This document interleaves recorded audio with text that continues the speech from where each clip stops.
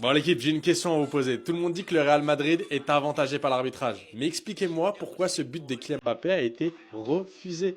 J'aimerais vraiment comprendre. Alors que on a déjà vu ce genre de situation se reproduire, mais lorsqu'il s'agit du Barça ou bien d'autres clubs, eh bien c'est du deux poids, deux mesures. Regardez.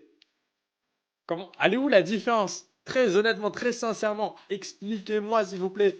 Quelles sont les règles? J'ai cherché de comprendre où est la différence. Je n'arrive pas à comprendre. Non, parce qu'on nous dit chaque jour, le Real Madrid own l'arbitrage. Ce sont eux qui contrôlent la FIFA, l'UEFA, whatever. Expliquez-nous. Elle est où la différence, la ligne? Sur toutes ces occasions, c'est quoi la diff avec celle de Kylian Mbappé qui subtilise le ballon au gardien? J'ai vraiment envie de comprendre. Expliquez-moi en commentaire. Je n'ai pas la science infuse. Non mais, c'est vrai ou c'est faux? Donc voilà, j'aimerais vraiment comprendre dans... Mais vous croyez vraiment que Benfica va refaire le coup contre le Real Madrid en Ligue des Champions? Eh, réveillez-vous. On a assez rigolé. Divertissement, vous l'avez eu.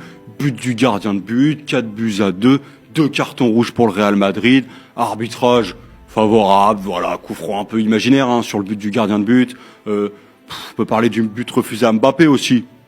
Je comprends pas pourquoi il a refusé ce but-là. Voilà. Le Real a perdu, le Real s'est fait humilier, Marseille éliminé, divertissement total. Voilà, on a tous bien rigolé. Oh, but d'un gardien de but, c'est extraordinaire. Eh, c'est fini. Réveillez-vous. Là, le Real ne va pas être réduit à 9 contre 11 une fois de plus. Le Real ne va pas avoir un arbitrage comme ça, je pense, une fois de plus. Il y aura un match retour au Bernabeu. Il y a 180 minutes et surtout, le Real Madrid ne peut pas faire pire que ce qu'ils ont fait mercredi dernier. Donc moi, je suis plutôt serein.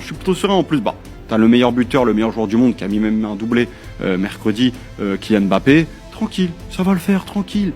Arrêtez, c'est bon, le Real Madrid va perdre, Benfica va finir le travail, terminer le boulot. Non, vous allez être déçus. Je suis désolé de vous l'apprendre, vous allez être déçus. Vous allez vraiment être déçus. Le Real va se qualifier, je pense. Ça devrait le faire. Le retour au Bernabeu, même avec une équipe pas au top, il devrait s'imposer. Et contre sur la pelouse du Benfica, on verra comment ça se passe. Mais non, j'ai pas peur. J'ai pas peur pour le Real. J'aurais peur quand ils joueront un gros adversaire, peut-être en 8e, s'ils jouent City.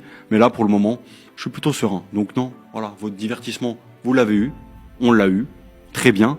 Mais ça va pas être la même chose. Ça ne se passera pas une nouvelle fois comme vous le souhaitez. Beaucoup disent qu'Mbappé est le meilleur joueur du monde, mais un joueur qui ne fait pas gagner son équipe, est-ce qu'il peut être considéré comme le meilleur? Si le Real Madrid ne gagne pas, est-ce que c'est de la faute d'Mbappé qui n'en fait pas assez, ou est-ce que c'est de la faute de ses coéquipiers qui ne sont pas à son niveau? À l'heure actuelle, à l'heure où je vous parle, je suis un supporter du Real Madrid qui est perdu, un supporter qui se pose plein de questions et qui ne sait pas ce qui se passe au Real Madrid, je ne comprends rien. Si on analyse la situation d'un point de vue purement factuel, j'ai envie de dire que tous les joueurs autour d'Mbappé sont un problème. Personne n'est au niveau d'Mbappé. Mais en même temps, ces faits ne me paraissent pas logiques. Comment un effectif qui a été champion d'Europe il y a 2 ans peut aujourd'hui se retrouver inférieur à un seul joueur? Et aussi, pourquoi le PSG, qui était une équipe en difficulté, s'est retrouvé être une équipe dominante après le départ de Mbappé? Mais en même temps, ça me paraît malhonnête de rejeter la faute sur Mbappé parce que sur le terrain, c'est le seul qui prouve et c'est le seul qui est à son niveau. Donc maintenant, c'est quoi le réel souci? Est-ce que les joueurs ont un complexe d'infériorité vis-à-vis d'Mbappé qui les empêche de performer? Est-ce que les joueurs ne sont tout simplement pas au niveau? Il faut dégager tout le monde et rebâtir un effectif autour d'Mbappé? Ou est-ce que tout simplement une équipe bâtie autour de Kylian ne peut pas être une équipe de haut niveau?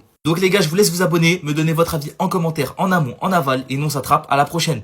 Les Madridistas, on a failli passer à côté d'une information sur Camavinga qui était très croustillante. Je ne sais pas si l'info elle est vraie ou vérifiée, mais on va en parler quand même. Dites-vous qu'apparemment Liverpool serait intéressé par Eduardo Camavinga, et en plus de ça, les Reds préparent une offre de 70 millions d'euros pour tenter de le recruter cet été. Sans oublier que depuis quelques jours, on entend que le Real Madrid veut faire un petit ménage, et sans oublier également que le Real Madrid pense que Camavinga fait partie des joueurs qui ne progressent pas. Donc en soi, ça ne m'étonnerait pas que Liverpool tente le coup. Déjà, vous dites-moi dans les commentaires, est-ce que vous laissez partir Camavinga pour 70 millions d'euros? Alors moi, perso, mon avis, il est tranché. 70 millions d'euros Camavinga, bien sûr que je le laisse partir. Si on met de côté les sentiments et le fait qu'on se dise depuis des années que Camavinga a une grosse marge de progression, je ne vois pas en quoi le garder nous arrangera. Il n'arrive pas à enchaîner de bonnes performances. Et vous oubliez qu'il est au club depuis plus de 2-3 ans. Normalement, à ce stade-là, il est censé montrer un peu plus d'expérience. Chose qu'on ne voit pas du tout. En plus de ça, il passe son temps à se blesser. Dites-moi si depuis qu'il est au club, vous avez une image de Camavinga qui enchaîne 2, 3, 4, 5 matchs au top niveau. Et pour tous ceux qui vont me dire, mais ouais, ne le mettons plus au milieu de terrain, on le met défenseur gauche en concurrence avec Carreras. Ok, y a pas de souci. Mais petit rappel, la saison dernière sous Carlo Ancelotti, il a été retenté défenseur gauche, mais ça n'a rien donné. Et là, cette saison, il y a été qu'une seule fois. Qu'est-ce qui vous prouve que le prochain match, il sera bon à gauche? C'est pour vous dire qu'avec Camavinga, c'est le flou total. On ne sait pas qu'est-ce qu'il peut valoir, on ne sait pas ce qu'il nous apporte aujourd'hui. Même quand Tchouaméni il est absent et lui laisse le boulevard pour essayer de s'imposer, il ne saisit pas l'occasion. Ce qui fait que logiquement, pour moi, faut passer à autre chose. En plus, 70 millions d'euros, les gars, tu le vends et t'as des bénéfices. Parce que le Real Madrid l'avait recruté pour combien? 40 millions d'euros? Grand max? Et cet argent-là, tu peux bien le réinvestir sur notre milieu de terrain. Mais sinon, donnez-moi vos avis dans les commentaires. J'ai besoin de savoir ce que vous en pensez de tout ça. Avec de bons arguments, bien sûr, s'il vous plaît. Surtout pour ne rien louper, vous savez ce qu'il vous reste à faire. Abonnez-vous.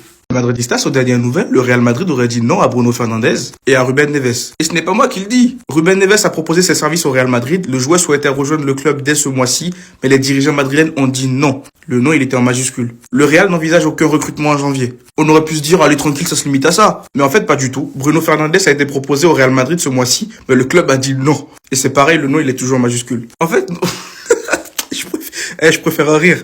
On galère au milieu de terrain. On manque d'expérience au milieu de terrain. Et c'est nous, on se permet de dire non. En plus, les joueurs, ils viennent, ils se proposent eux-mêmes. S'ils se proposent eux-mêmes, c'est que finalement, tu paieras pas trop cher. Quitte à leur faire des, des contrats de, 2 ans ou des prêts. Moi, j'en sais rien. Trouve une solution. C'est comme si t'avais faim, t'as pas mangé depuis 2 jours, et t'as un mec qui vient, qui te tend une baguette de pain, et toi, t'es là, non, je veux pas. Et je vois venir tous ceux qui vont me dire, ouais, mais ils sont vieux. En attendant, les jeunes qu'on a au club, ils font quoi? Tchouaméni, Camavinga, Arda Güler, ils font quoi? Ils font quoi, tout cela? Et tu te permets de refuser des joueurs expérimentés et qui ne sont pas nuls, qui ont du talent. Malgré le âge, ils affichent encore du niveau. Après, ça reste mon avis. Sinon, au passage, Antonio Rudiger a été aperçu à l'entraînement. On ne sait pas encore s'il va être convoqué pour le match face au Rayo Vallecano. On verra bien demain. Et c'est pareil pour Trent Alexander-Arnold. Apparemment, il a été aperçu à l'entraînement et on ne sait toujours pas s'il sera convoqué ou pas. Mais il est très proche d'un retour. Et pour finir, une petite statistique qui va vous faire plaisir. Le Real Madrid n'a remporté qu'un seul des 5 derniers matchs face au Rayo Vallecano. Et c'était en mars dernier au Bernabéu, victoire 2-1 avec des buts de Mbappé et Vinicius Junior. 5 matchs face au Rayo Vallecano, 1 victoire. En plus, je n'ai pas de bons souvenirs de notre match face au Rayo la dernière fois. Ils nous ont pris pour leurs gamins, ils jouaient au football devant nous. En plus, je crois qu'ils nous ont battus. Actuellement, le Real Madrid souffre. Nous, les supporters, nous souffrons. Mais bon, j'espère que c'est pour un moment. Il y a les Barcelonais qui se moquent de nous, je vous vois dans mes commentaires. Mais bon, qu'est-ce que vous voulez que je vous dise? Dites-moi ce que vous en pensez dans les commentaires. Et surtout pour ne rien louper, c'est ce qu'il vous reste à faire. Abonnez-vous. Non, j'y crois pas les gars. Dites-moi que je rêve. Le Real Madrid a reconnu avoir échoué dans la planification de l'effectif. Attends. Musique s'il vous plaît, chef.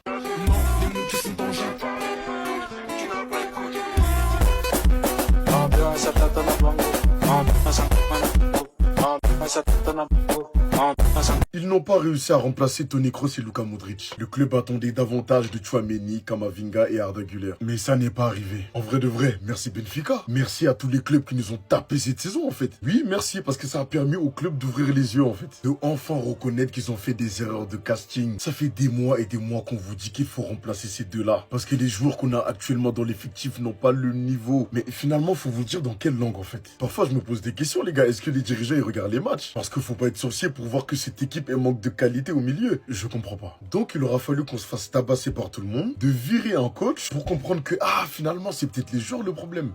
Honteux. Honteux. Demain il y a un match non à domicile. Je réclame une partie 2 les gars. Il faut les siffler 2 fois plus fort, que ce soit les joueurs ou la direction. Mbappé, la tête d'homme, la balle elle est dans ton camp mon frère, la balle elle est dans ton camp. Cette saison tu peux tout arracher.